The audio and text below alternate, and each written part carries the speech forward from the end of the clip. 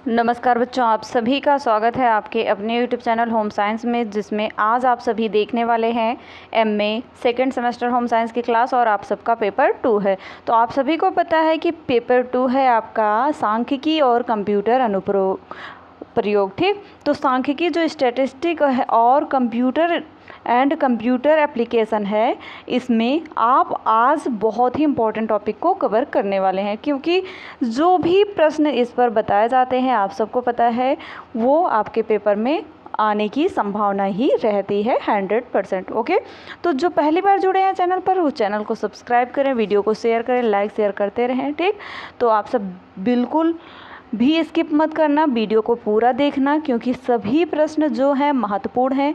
इससे पहले भी मैंने एक वीडियो अपलोड किया था जो क्लास 1 है, वो आप सब ज़रूर वॉच करना जो नहीं देखे हैं, क्योंकि उसमें शॉर्ट प्रश्नों को, बहुत ही इंपॉर्टेंट प्रश्नों को शामिल किया है। वो आपके पेपर के लिए बहुत ही उपयोगी, हेल्पफुल होंगे। तो बढ़ते हैं आगे, देखते हैं आज का टॉपिक। इससे पहले जो पहली बार जुड़े हैं चैनल को ज़रूर से ज़रूर सब्सक्राइब करें। पहले एक झलक देख लेते हैं आज आप सब क्या क्या पढ़ने वाले हो। ठीक, तो आगे देख सकते हैं आज आप सब कवर करेंगे सारणी निर्माण के समय और सावधानियां क्या रखनी चाहिए। सारणी के बारे में 2 प्रश्न लिया है मैंने, सारणी के लाभ क्या है, ठीक, और उसके बाद कुछ शॉर्ट प्रश्नों को भी शामिल किया है, जैसा कि आप देख पा रहे हैं बहुलांक क्या है, रेखा चित्रण क्या है, ठीक, विचलनशीलता क्या है। तो बने रहिएगा अंत तक, तभी इन प्रश्नों को आप समझ पाएंगे आसानी से, और जब आप आसानी से समझ जाएंगे तो नहीं भी पढ़े रहेंगे। अगर प्रश्न देख लेते हैं कि सारणी निर्माण से, जब आप सारणी का निर्माण कर रहे हैं तो उस समय कौन कौन सी सावधानियां बरतनी चाहिए, तो आप अगर अच्छे से रिवीजन करेंगे तो आप बहुत अच्छे से लिख सकते हैं। अगर फर्स्ट ऑल अगर आप पेपर के टाइम नहीं भी देखते हैं, क्योंकि आपको पता रहेगा कि मैम ने ऐसे पढ़ाया था, तो आप बहुत अच्छे से लिख सकते हैं। तो बढ़ते हैं, देखते हैं, प्रश्न पर जाते हैं। प्रश्न आपका कह रहा है कि सारणी निर्माण के समय क्या क्या सावधानियां रखनी चाहिए। आप सब अपने प्यारे प्यारे कमेंट भी मुझे करते रहें। ठीक, तो कुछ पूछना है तो आपका व्हाट्सअप नंबर डिस्क्रिप्शन में मैंने दे रखा है, वहाँ से आप व्हाट्सएप पर भी मैसेज कर सकते हैं, ठीक, और कमेंट में भी मैसेज कर सकते हैं। ओके, तो आप सब ज़रूर मैसेज किया करें। टेलीग्राम चैनल से भी जुड़ें, जहां पर आपको पीडीएफ भी प्रोवाइड की जाएगी। ठीक, तो अगर पीडीएफ प्राप्त करना है तो टेलीग्राम चैनल से जुड़ें। ठीक, तो सारणी के निर्माण के समय क्या सावधानी रखनी चाहिए। तो सारणी निर्माण के नियम और सावधानियां, some rules and precaution in the preparing tables. तो हम देखते हैं सारणी का शीर्षक क्या है। ठीक, कोई भी सारणी बिना शीर्षक के नहीं होती है। जी हाँ, कोई भी सारणी अगर बना रहे हैं आप तो बिना किसी शीर्षक के नहीं बनाते, क्योंकि जो अनुसंधान करता होता है, ये बच्चों आपको नहीं पता, इससे पहले जब मैंने फर्स्ट सेमेस्टर वाइज नहीं था सेशन, सेकेंड ईयर के सिलेबस में ये रखा गया था। ये बहुत इंपॉर्टेंट था सेकेंड ईयर में, और हर एक पेपर में पूछा जाता था सारणी के बारे में। तो कह सकते हैं इस वर्ष भी आया था, तो कह सकते हैं ये आपके पेपर में 100% पूछा जाएगा। तो आप अंत तक बने रहिएगा और पूरा वीडियो वॉच करना, बीच में बिल्कुल स्किप मत करना, लाइक शेयर करते रहिए, क्योंकि ये बिल्कुल फ्री है। ठीक, जो ज्वाइन करना चाहते हैं क्लास ज़रूर ज्वाइन करें, ज्वाइन बटन पर क्लिक करके। ठीक, जब भी कोई सारणी बनाएं उसका शीर्षक अवश्य बनाना चाहिए। अगर कोई सारणी बना रहे हैं तो सबसे पहले उसका शीर्षक भी बनाना चाहिए। ठीक, शीर्षक स्पष्ट होना चाहिए और ऐसा होना चाहिए। शीर्षक किसे कहते हैं, पहले आप सब मुझे कमेंट में बताइए शीर्षक क्या होता है। आप सब शुरू से पढ़ते आ रहे हो, हिंदी में भी पढ़ते हो, तो बताइएगा। आप सभी के कमेंट का इंतज़ार रहेगा। लास्ट में जिनको नहीं पता है वो ऐसे देखते रहें, वो बिल्कुल मत कमेंट करें। ठीक, अगर जिनको पता है कमेंट करें, अगर जिनको नहीं भी पता है, अगर जानना चाहते हैं तो ज़रूर कमेंट करें। आपके कमेंट में ही मैं शीर्षक का आंसर दूंगी। देखते हैं कितने बच्चे कमेंट करते हैं। ठीक, चाहिए ऐसा होना चाहिए जिससे पढ़ने से यह स्पष्ट हो जाए कि सारणी में क्या प्रदर्शित किया जाए, ठीक, किया गया है। सारणी का शीर्षक बहुत लंबा नहीं होना चाहिए, शीर्षक ऐसा होना चाहिए, छोटा सा होना चाहिए, जिससे वो पता चल जाए कि इस कहानी में क्या है, किसके ऊपर रखा गया है, ठीक। और इतना संक्षिप्त भी नहीं होना चाहिए कि स्पष्टता ना आ सके, ठीक। स्तंभों का आकार कैसा होना चाहिए, साड़ी के कागज़ के अनुसार ऐसा होना चाहिए कि इसके स्तंभ जहाँ तक हो सके एक ही पेज पर समाप्त हो जाए, ठीक, हो जाने वाले होने चाहिए। साड़ी के स्तंभों की चौड़ाई इतनी रखनी चाहिए कि स्तंभों के बीच संपूर्ण आंकड़े और साड़ी स्पष्ट दिखाई दे, ठीक। नेक्स्ट आता है अनुशीर्षक, जिसे हम कैप्शन बोलते हैं। कैप्शन में क्या होता है, प्रत्येक स्तंभ कालम का जो शीर्षक होता है उसे उपशीर्षक या अनुशीर्षक कहते हैं, ठीक। यह बहुत सोच समझकर बनाना चाहिए। इसे बनाते समय यह ध्यान रखना चाहिए कि जो साड़ी है जटिल ना दिखाई दे, उसमें स्पष्टता का गुण दिखाई दे, उसमें कोई कठिनाई न दिखाई दे, स्पष्टता दिखाई दे, जिससे कोई भी आसानी से उसे समझ सके। कोई भी साड़ी देखता है, आप अगर साड़ी बनाए हैं, मान लो साड़ी आपने बनाया है, हम ही को चेक करना है, हम देख रहे हैं, तो ऐसा बनाइए जिससे स्पष्टता हो, उसमें हम देख सकें, जान सकें, इसका शीर्षक पढ़ सकें क्या है, ठीक। तो नेक्स्ट आता है पंक्तियों में सूचना लिखना, राइटिंग इन रो। तो राइटिंग इन रोज में क्या होता है, तथ्यों पर आंकड़ों को पंक्तियों में अनेक प्रकार से लिखा जाता है।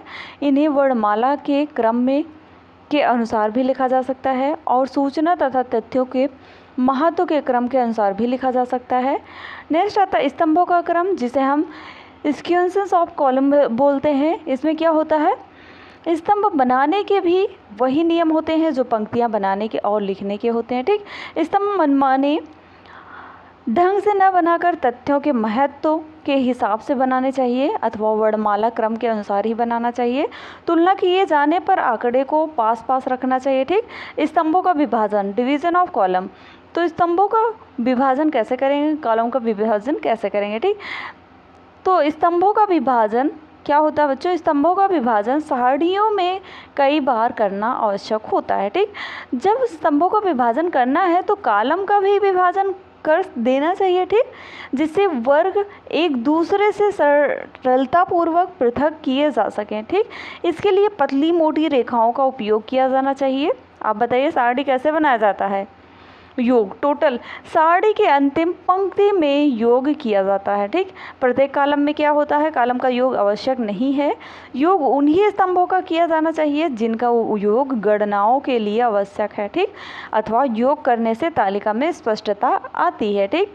नेक्स्ट आता है टिप्पणियाँ क्या है, नोट्स क्या है। आप लास्ट में टिप्पणियाँ ज़रूर लिखना। नोट्स में क्या होगा कि टिप्पणियाँ हमेशा तालिका के नीचे लिखी जाती हैं। टिप्पणियाँ नीचे वहाँ लिखी जाती हैं जहाँ तालिका समाप्त होती है। इस टिप्पणी में सूचना के स्रोत, सार्थकता स्तर, विशिष्ट अपवाद आदि लिखे जाते हैं। जब टिप्पणी किसी विशिष्ट तथ्य के संबंध में हो तो तारक चिन्ह बनाकर टिप्पणी लिखनी चाहिए, ठीक। आई होप आप सब टिप्पणी के बारे में जानते होंगे।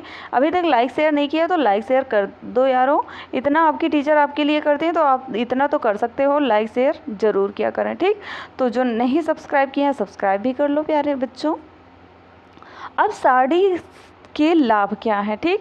साड़ी के लाभ क्या है जानते हैं। समय और स्थान की बचत होती है, बहुत ही इंपॉर्टेंट है, समय और स्थान की बचत होती है, इसलिए साड़ी बनाया जाता है, ठीक। साड़ी बनाने से जो अध्ययन करता, सॉरी बच्चों इसके लिए हमें खेद है कि आपको दिखाई नहीं दे रहा है, पर आसानी से समझने का कोशिश करें, सुनने ध्यान से तो आप समझ जाएंगे, ठीक। समय और स्थान की बचत, साड़ी बनाने से क्या होता है, समय और स्थान की बचत होती है। इससे क्या होता है, साड़ी बनाने से अध्ययनकर्ता कम से कम स्थान में आंकड़ों को प्रदर्शित कर सकता है। कोई भी आंकड़ा है उसे प्रदर्शित कर देगा थोड़ी ही स्थान में। इसमें अनुसंधानकर्ता कागज़ की ही बचत नहीं करता बल्कि उसके समय की भी बचत होती है, ठीक। सूचनाओं का स्पष्ट चित्रण, जी हाँ, साड़ी बनाने का एक लाभ हुआ भी होता है कि इसके द्वारा तथ्यों का सुस्पष्ट चित्रण हो जाता है। तथ्य साड़ी बनाने से अधिक स्पष्ट हो जाते हैं। तथ्यों की क्रमबद्धता क्या है, तथ्यों की क्रमबद्धता, जी हाँ, साड़ी बनाने से तथ्यों में एक विशेष क्रम या क्रमबद्धता का गुण आता है और क्रमबद्धता का गुण आने से केवल साड़ी की सहायता से विश्लेषण किया जा सकता है। विश्लेषण, संश्लेषण, विश्लेषण जानते हैं ना, बल्कि साड़ी को सरलता से समझा भी जा सकता है। तुलना की सुविधा, जी हाँ, साड़ी बनाने से क्या होता है, बनाने का एक लाभ यह भी होता है कि सारणी बन जाने के बाद सारणी में लिखे आंकड़ों की पारस्परिक तुलना की जा सकती है। ठीक, सारणी के आंकड़ों की तुलना अन्य सारणी के आंकड़ों से की जा सकती है। नेक्स्ट आता है गणना में सहायक, वेरी इंपॉर्टेंट है। गणना में सहायक, ये सारणी आपका पेपर में ज़रूर पूछा जाएगा। ठीक, गणना में सहायक जब कोई अनुसंधान करता होता है जो वो संकलित आंकड़ों का सारणीकरण कर लेता है, तब इसके बाद ही वह आंकड़ों का सारणीकरण कर सकता है। सारणीकरण के अभाव से क्या होता है, आंकड़ों का सांख्यिकीय विश्लेषण कठिन होता है, अतः सारणी बनाने से इस आवश्यकता की पूर्ति होती है। ठीक, बहुलांक क्या है, आइए जानते हैं। शॉर्ट प्रश्न जो इम्पोर्टेंट है, बहुलांक। बहुलांक से पे एक मैथ में बहुलांक का प्रश्न भी आता है। फिलहाल आपको यहाँ सूत्र ही याद करना है और बीच में एक प्रश्न भी बताएंगे। ठीक, जो आपके पेपर में अगर आ भी जाता है तो आप हल कर सकते हैं। ठीक, बहुलांक के ऊपर अभी यही देखें। एक अंक वितरण में बहुलांक वह प्राप्तांक या मान है जिसकी आवृत्ति सर्वाधिक होती है। मान लो यहाँ पर 1 लिखा, 2 लिखा, 3 लिखा, फिर 2 लिखा, फिर 4 लिखा, फिर 5 लिखा, फिर 2 लिखा। इसमें सबसे ज़्यादा जो अंक आए हैं वही बहुलांक होता है। तो बताइए इसमें सबसे ज़्यादा अंक कौन से आए हैं, 2 2 2, और ये एक बार आया है, ये एक बार ये, तो 2 जो हो वो 3 बार आया है, तो 3 यही आपका बहुलांक कहलाएगा। 2, ठीक, 2 बहुलांक होगा। गिलफोर्ड के अनुसार किसी वितरण में बिंदु, वह बिंदु जिसकी आवृत्ति सर्वाधिक हो वही बहुलांक कहलाता है। ठीक, ये सूत्र याद कर लेना। बहुलांक यम ओ सूत्र तो हम अक्सर आपको पोस्ट भी करते रहते हैं, वहाँ पर भी याद कर सकते हो। ठीक, वोट करके 3 गुणे मध्यांक माइनस 2 गुणे मध्यमान। ठीक, रेखा चित्रण का अर्थ बताइए। जब 2 या 2 से अधिक चरों को अथवा एक ही चर के विभिन्न मूल्यों को ग्राफ पर प्रदर्शित किया जाता है तो इस प्रकार की बनी आकृति को रेखा चित्र या ग्राफ कहते हैं। ठीक, रेखा चित्र बनाने में विधि को रेखा चित्रण कहते हैं। ठीक, विचलनशीलता क्या है, विचलनशीलता गैरेट के अनुसार याद रखना, ये राइटर का नाम याद रखना।